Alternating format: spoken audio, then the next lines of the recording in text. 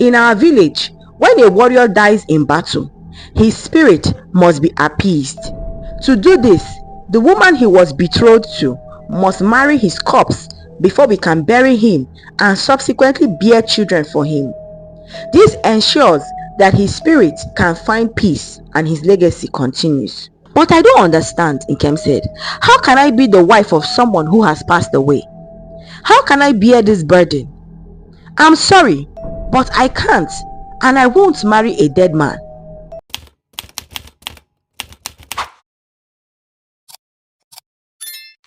In the village of Umudike lived a young lady named Nkem. She was known for her beauty and gentle nature. Nkem had fallen in love with a man named Chidi from a neighboring village. Chidi was admired by everyone in his village for his strength, courage, and loyalty. Their love blossomed like the flowers in the village garden, and they dreamt of a future together.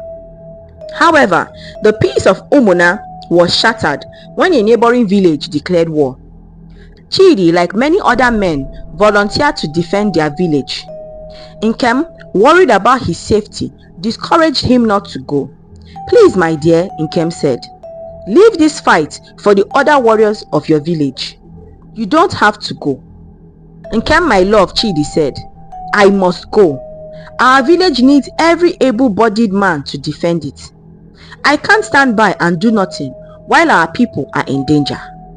"But Chidi, what if something happens to you? What if you don't come back?" Nkem asked, tears welling up in her eyes.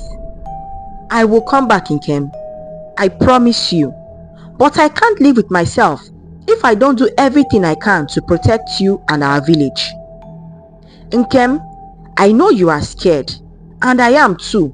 But sometimes we have to face our fears to protect the ones we love." Chidi's mother, who was a native doctor, on the other hand, supported and encouraged her son's decision to go to war with the other young men and warriors of their village.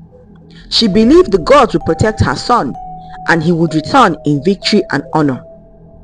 On the appointed day of departure, the warriors and volunteers said goodbye to their loved ones and set off to battle after reinforcements from their native doctor, Mama Chidi. Nkem could not rest. She had a gut feeling she just could not shake. She waited anxiously for Chidi's return, praying to the gods for his safety. The battle was fierce, and within 24 hours, Chidi's lifeless body was returned to the village. He had fallen in battle, his life taken by a spear. The warriors reached Chidi's compound and gently laid the stretcher on the ground. News of Chidi's death soon reached Nkem. She ran with all her might to Chidi's compound, praying along the way. Nkem's world shattered as soon as she saw Chidi's lifeless body laying on the floor. "You promised me, Chidi. You promised you would come back. How could you leave me? How could you break your promise?" Nkem broke down in tears. The villagers gathered around, their faces etched with grief and sympathy. Some wept openly, while others bowed their head in silent mourning. Chidi had been well loved and respected by everyone, and his loss was a heavy blow to the entire community. A few days passed, and Nkem struggled to cope with her grief. She spent her days at the riverbank, where she and Chidi often sat together, reminiscing about their dreams and plans. Her friends and family tried to comfort her, but nothing could fill the void left by Chidi's death. 3 days after Chidi's death, Nkem was sitting by the door in her father's compound when Chidi's mother and some members of his family came visiting. They brought along with them gifts, food, and other items. With surprised expression, Nkem and her mother welcomed them. "Mama Chidi, what is all this?" Nkem's mother asked. Mama Chidi stepped forward. "My daughter, we have come to fulfill a tradition that has been in our village for generations," she said. "We are here to ask for your hand in marriage on behalf of our beloved Chidi.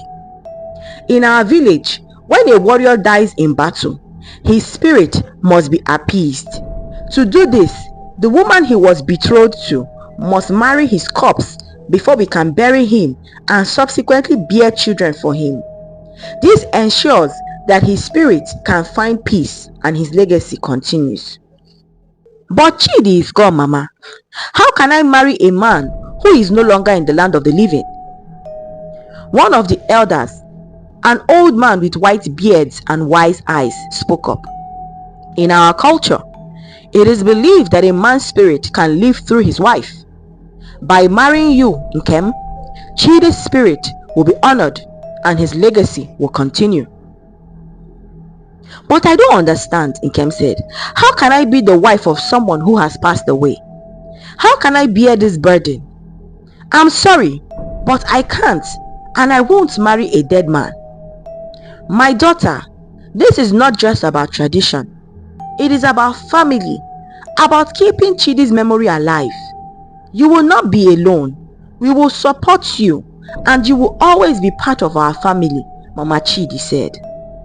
Nkem's parents, having heard enough, stood up. We cannot allow this, Mama Chidi, Chief Okafor, Nkem's father, said. Our daughter deserves a life filled with love and happiness, not this dark and twisted tradition. Mama Chidi, we understand your customs, but we cannot and will not allow our daughter to be subjected to this. Nkem's happiness and well-being are our top priorities, and this tradition does not serve her interests. We appreciate your concern for Nkem, but our decision is final. We cannot grant your request. Please leave our home.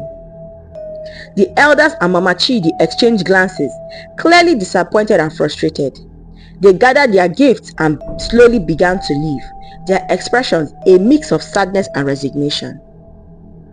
After Chidi's family's visitation, Nkem started experiencing strange things and occurrences, such as hearing someone else's footsteps following her as she moved about. She began to see Chidi's form, standing and watching her wherever she went or was alone. He would also call her name multiple times during the day. She even had dreams of Chidi chasing her with a cutlass almost every night. One afternoon, tired and alone in the hut, Chidi's form appeared before Nkem once again. What? What do you want from me? Why do you keep tormenting me? Nkem asked. I begged you not to go to war, but you didn't listen. Now you are gone. I promised to marry you in life and not in death. Please, leave me alone! Nkem screamed and broke down in tears.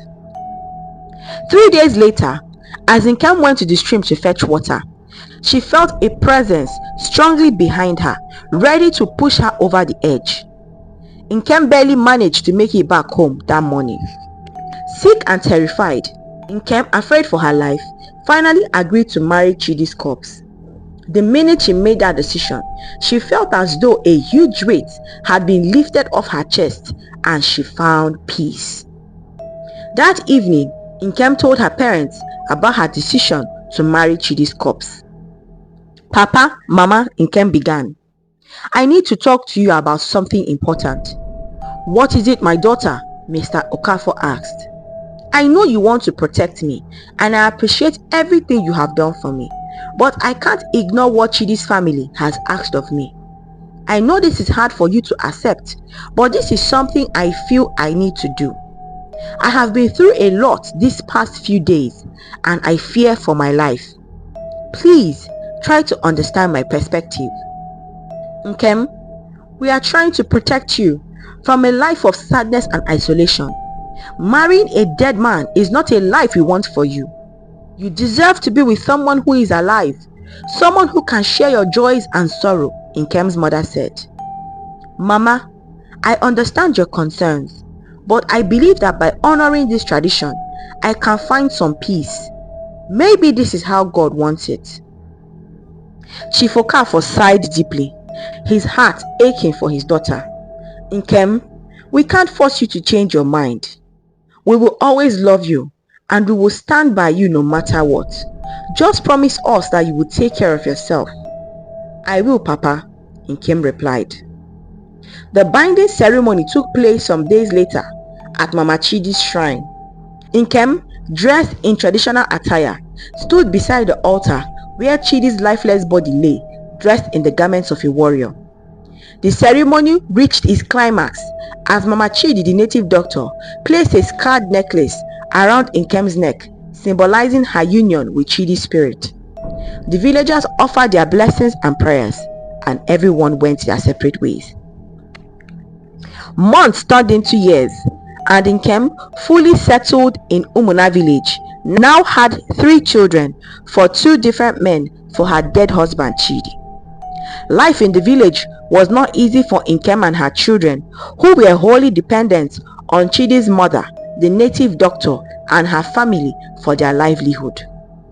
Chidi's mother never allowed her to get any money of her own, only demanding that she birth more children for her dead son.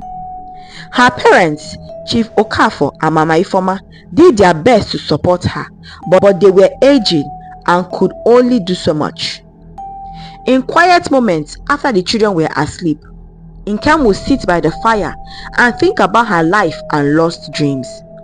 She would often wonder how her life would have been had Chidi not died in battle that day. She wanted to provide her children with the opportunity she never had, to give them a chance to break free from the constraints of their village customs. She dreamt of a future where they could choose their own paths unhindered by the past. But fear of Chidi's mother, the native doctor, and what might happen to her and her children kept her from moving.